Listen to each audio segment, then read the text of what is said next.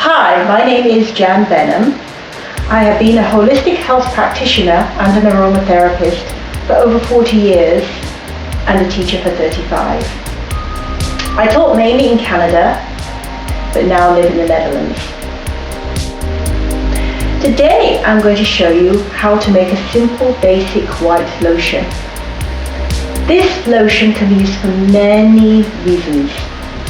A lotion for cleansing, a light lotion as a moisturizer, and also as a base where you can add your essential oils to apply to skin conditions such as eczema or aches and pains on your body, or even cellulite.